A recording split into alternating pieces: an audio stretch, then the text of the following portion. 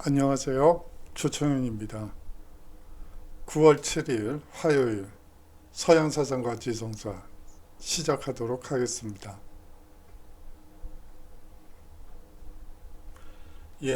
오늘은요, 이 마키아벨리를 주제로 해서 수업을 진행하도록 하겠는데요. 화요일, 금요일 수업은 마키아벨리로 진행되게 될 것 같습니다. 이 마키아벨리는 여러분들이 마키아벨리즘으로 알려져 있는 사람이기도 하죠. 목적을 위해서는 수단이 아무리 나빠도 상관이 없다라고 흔히들 이야기되는 사람이기도 합니다. 그렇다면 이 사람이 왜 그런 얘기를 하게 되었을까요? 바로 이탈리아의 통일과 법령을 꿈꿨기 때문에 통일만 이룰 수 있다면 수단이나 방법이 아무리 교활하고 사악한 것이다 하더라도 상관없고 통일만 이룬다면 그것은 뒤에 이 업적으로 칭송을 받게 될 것이라는 전제가 있었기 때문입니다. 바로 이 점을 중점적으로 한번 수업해 보려고 하는데요. 마키아벨리가 지금 무엇인가를 고민하고 있는 모습을 보고 있습니다. 무엇을 고민하고 있었을까요? 바로 그 의문을 푸는 수업이 되었으면 합니다. 오늘 강의는요, 근대 정치 사상의 초석을 깐 마키아벨리입니다.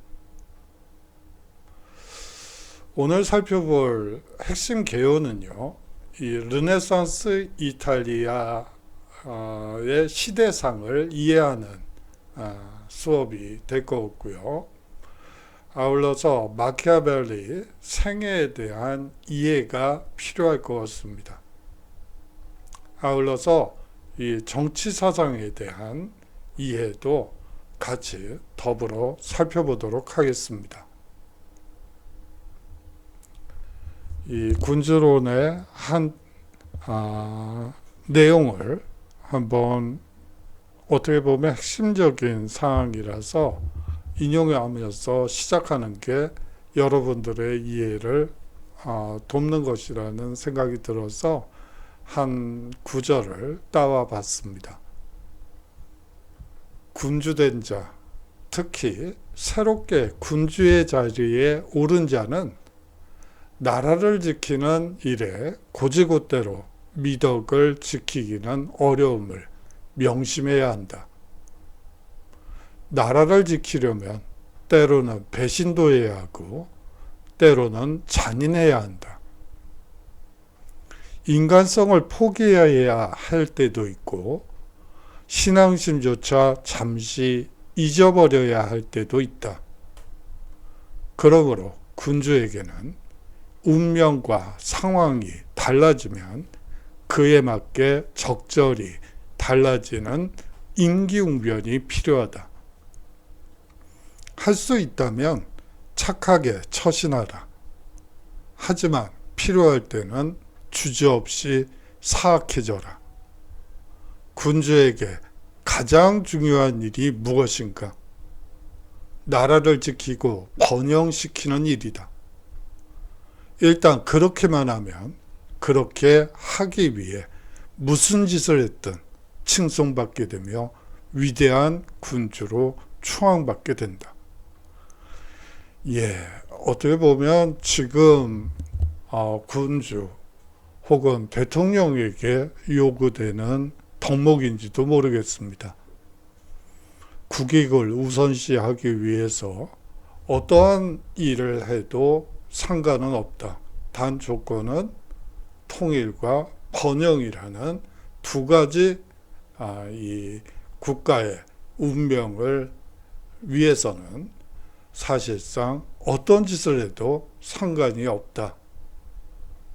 단 통일 그리고 국가의 번영, 국가의 이익 이 세 가지만 이루어질 수 있다면 이라는 전제 조건 하에서 여하튼 어떤 일도 가능하다라고 얘기하고 있습니다. 어떤 시대적 맥락에서 이런 얘기를 당시 군주는 사실상 백성들의 칭송을 받으며 무엇보다도 도덕적이어야 한다는 과거의 생각을 바꿔놓았을까요? 예, 어떤 시대적 맥락인지 한번 살펴보도록 하죠. 1513년에 쓰고 1532년에 출간된 이 군주론은요, 피렌체의 권력자였던 로렌조 메디치에게 헌정하기 위해서 쓰여진 책입니다. 메디치에게 발탁되기 위한 목적으로 이 책을 쓴 것이죠. 사실상 그 목적은 이루어지지 않았고 마키아벨리는 불우하게 살다가 생을 마감하게 됩니다. 그러나 그의 책은 수없이 읽히고 해석되고 반박되기도 하고 숭배되기도 했죠. 그리고 역사를 바꿔놓기도 했습니다. 사실상 마키아벨리를 한마디로 요약하라고 한다면 이 사실상 통일 이탈리아를 위한 평생을 건 사상가라고 말씀드릴 수 있을 것 같습니다. 예, 사진이 있어서 한번 가지고 와 봤습니다. 15세기에서 16세기에 이르는 이탈리아는 유럽의 특별한 존재라고 볼 수가 있습니다. 아주 특이한 존재였다고 볼 수가 있죠. 사실상 독특한 영광과 독특한 굴욕을 동시대에 같이 맛봤다고 볼 수가 있죠. 옛 로마 제국 시절 서구 세계 전체를 지배했던 이 땅은 분열과 혼란에서 벗어나지 못하고 있었습니다.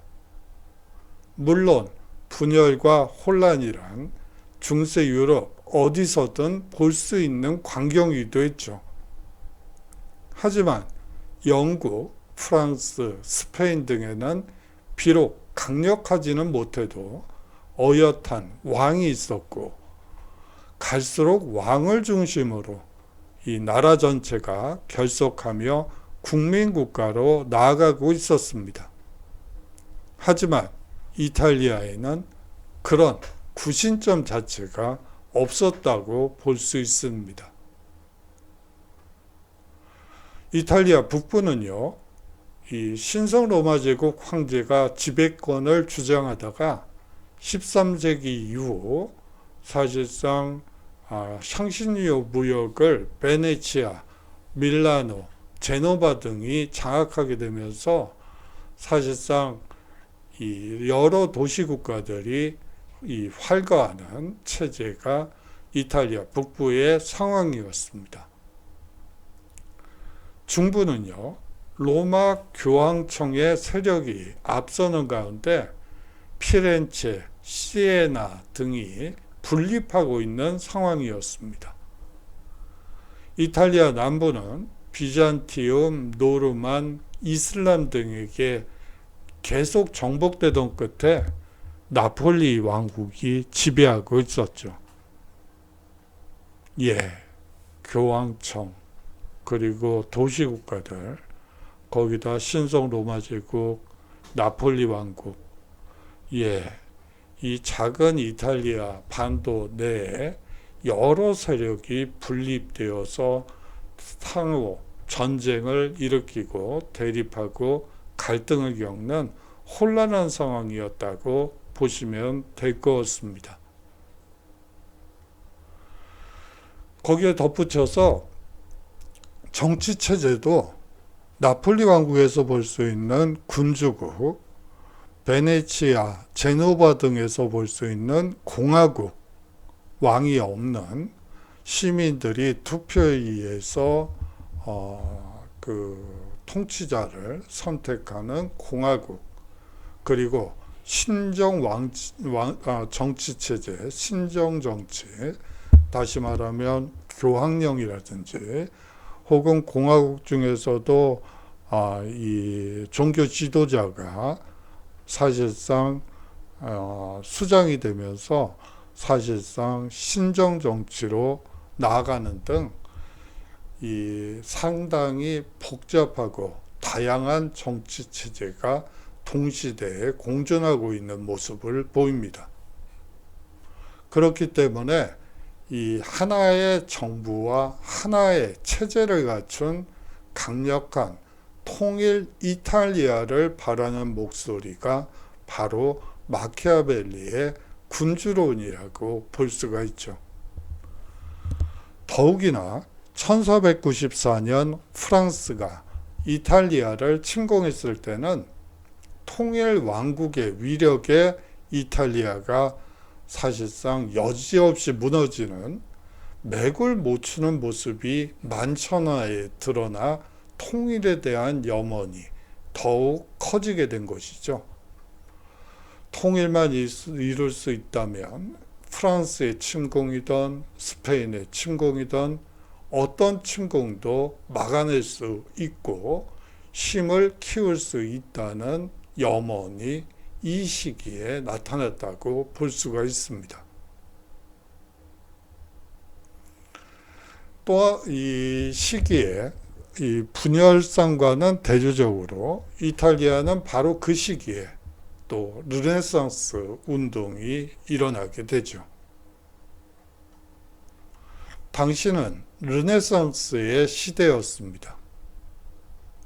1453년 비잔티움 제국의 멸망을 전후해서 고대 그리스 로마의 문화유산을 간직한 비잔틴 학자와 기술자들이 이탈리아로 대거 망명에 들어오게 됩니다.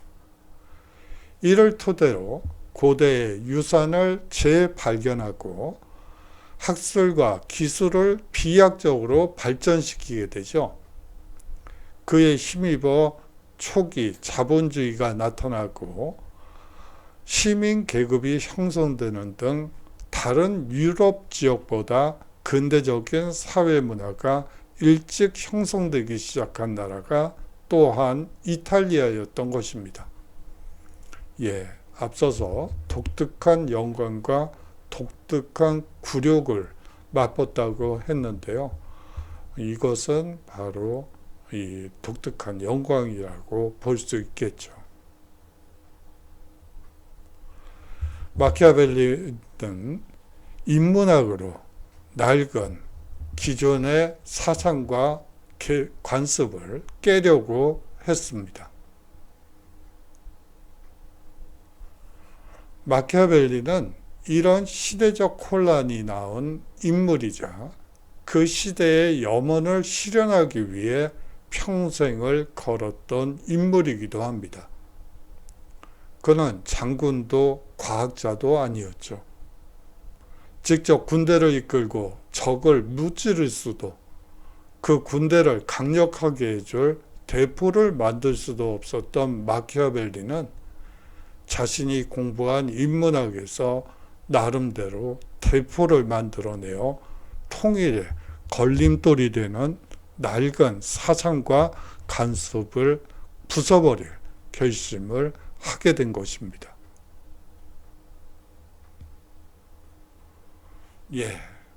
앞서서 군주로는 메디치 로렌조의 이 후원을 받아서 메디치 가문을 위해서 쓴 책이라고, 얻고 싶어서 쓴 책이라고 말씀드린 바 있습니다.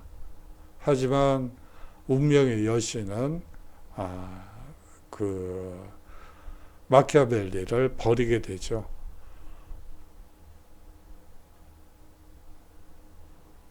(1469년 5월 3일) 이 마키아벨리는 피렌체에서 출생하게 됩니다. 이 아버지 베르나르도는요, 이 토스카나 귀족 가문의 먼 후손으로 이 피렌체에서 제법 비중이 있는 집안 출신으로서 변호사로 일하게 됩니다. 그런데 이 변호사로 돈은 그렇게 벌지 못했던 것 같아요. 그래서 사실상 개인 회생을 신청할 정도로 이 상당히 열악한 집안에서 그 가장으로서는 사실상 별로 아버지 노릇은 못했던 것으로 보입니다. 파산자 명부에 이름이 있을 정도로 이 열악한, 뭐 열악하다기보다는 집안은 좋은데 여하튼 돈은 없는 그런 집안이라고 보시면 될 것 같아요. 고대 그리스 로마의 인문학을 열광적으로 공부한 베르나르도는 그 열정으로 아들이 7살이 되자 라틴어 공부를 시키게 됩니다. 마키아벨리는 공부를 열심히 해서 12살 무렵에는 라틴어를 자유롭게 구사할 수 있었고요. 이후 피렌체 대학에 진학해 인문학을 더욱 갈고 닦게 됩니다.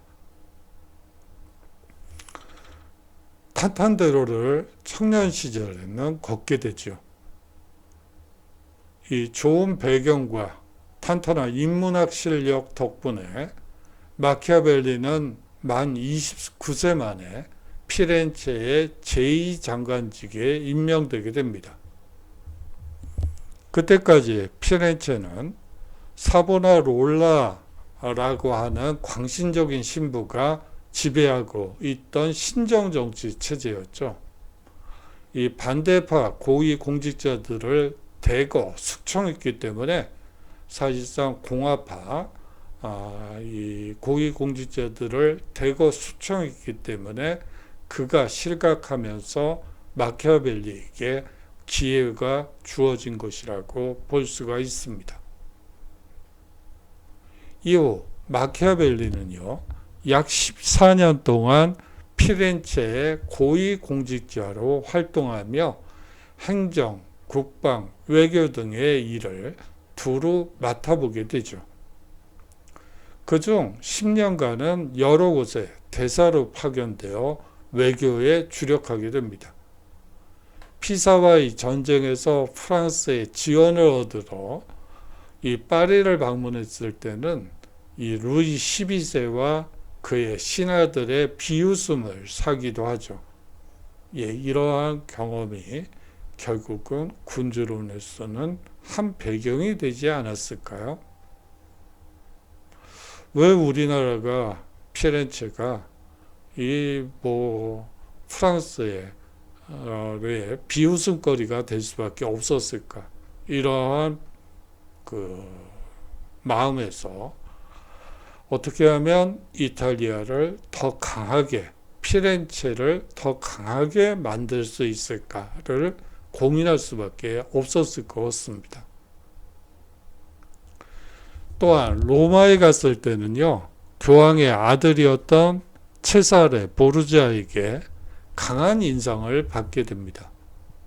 그는 피렌체에 보내는 보고서에 이 젊은 공작이 초인간적인 용기의 소유자이며 마쿠의 비밀 공작에 능숙하고 놀랄 만큼 빠르게 결단을 내리고 실행에 옮긴다는 등 아낌없는 찬사를 보냈기 때문입니다. 그리고 그 내용은 나중에 군주론에서 이상적인 군주의 모습을 그린 내용과 거의 유사합니다. 마키아벨리는 보르자에게서 이탈리아 통일을 이뤄낼 영웅의 모습을 본 것이었죠. 보르자의 그림이 있어서 한번 가지고 와봤습니다. 프랑스에서 받은 냉대와 그 나라의 무시할 수 없는 힘은 이탈리아도 빨리 하나의 정부 아래 힘을 합쳐 강대국이 되어야 한다는 생각을 더욱 굳히게 되는 배경이 됩니다. 이후 교황 율리우스 2세 그리고 신성 로마 제국 황제 막시밀리안 1세, 스페인의 페르난도 2세 등 각국의 지도자들을 두루 만난 마키아벨리는 그들의 인물 됨됨이와 행동 방식을 그리스 로마 고전에 나오는 인물들과 비교하며 통치술과 국제정세, 정치에 대한 지식과 지혜를 차곡차곡 다지게 되죠.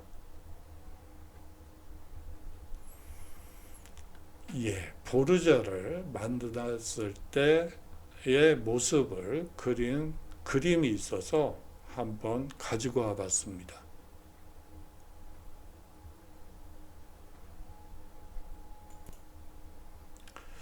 마키아벨리에게 관대한 줄만 알았던 운명의 여신 포르투나는 끝내 변덕을 부리게 됩니다.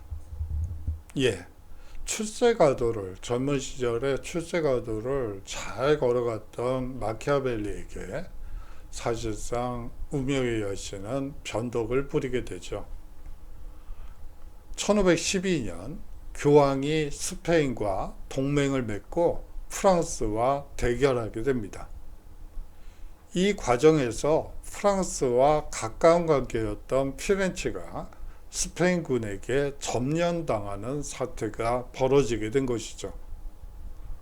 스페인군은 단순히 피렌체를 점령했을 뿐 아니라 스페인으로 망명한 피렌체의 옛 지배자 메디치 가문을 복귀시킵니다. 메디치 가문은 이 명목상의 공화정부일 뿐 사실상 독재적으로 피렌체를 다스리는 옛 체제를 되살리고 기존의 이 공화정부 참여자를 숙청하게 되죠.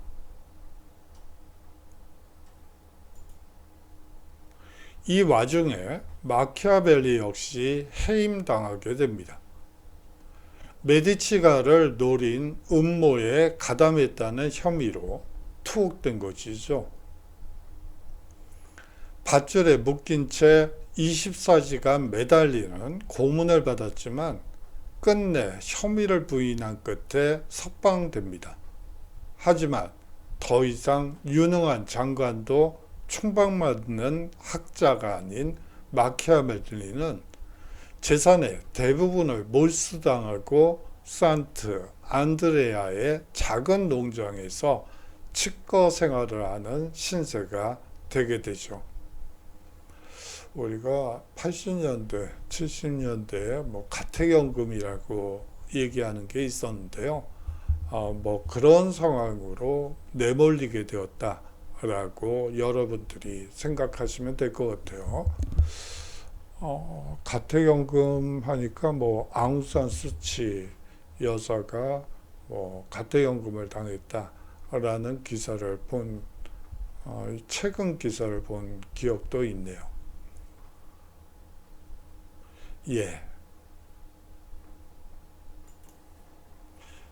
오늘은 여기까지 수업을 하도록 하겠습니다.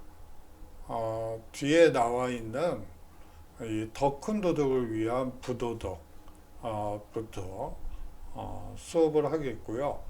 이 격주차 과제는 다음 주에 금요일 날 수업 시간에 말씀드리도록 하겠습니다. 수업 장시간 들어주셔서 감사하고요. 다음 주에 건강한 모습으로 다음 주가 아니군요. 금요일 날 건강한 모습으로 다시 만날 수 있도록 하겠습니다. 안녕히 계십시오.